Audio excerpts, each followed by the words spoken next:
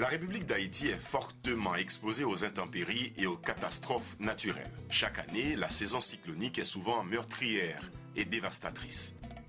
Parallèlement, les moyens pour prévenir et lutter contre le déchaînement des forces naturelles sont très faibles, parfois inexistants.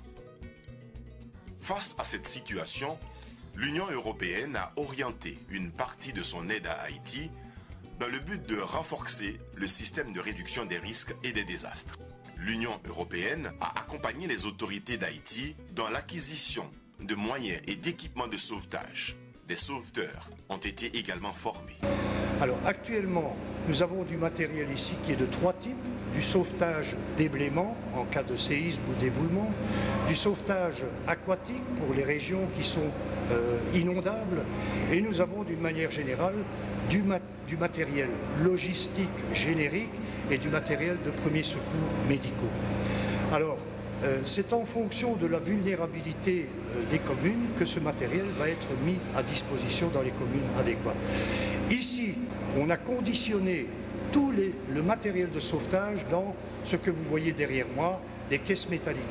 Ces caisses métalliques ou caisses cartonnées vont être maintenant placées dans des conteneurs. Nous avons 252 conteneurs, des conteneurs de 10 pieds, il y en a 230, et des conteneurs de 20 pieds avec des embarcations, il y en a une vingtaine.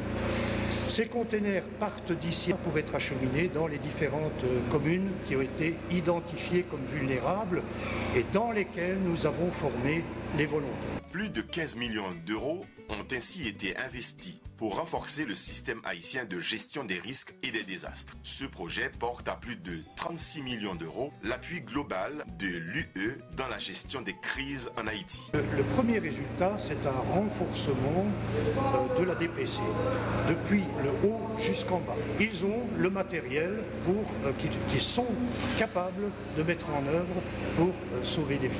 En termes de résultats concrets, nous avons 1830 volontaires formés et 22 formateurs haïtiens formés. Des équipements de premiers secours et de sauvetage sont désormais déployés sur plusieurs régions d'Haïti. Les stocks d'équipements de secours sont confiés aux municipalités et aux autorités locales, partie prenante du système de gestion des risques et des désastres.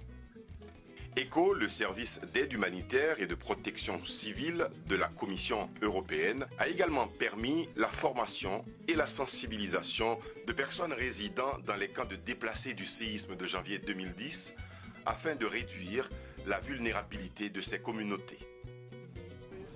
Parce que vous montrez nous comment pour nous faire, pour nous aller, et avec tout le monde qui est à côté de nous.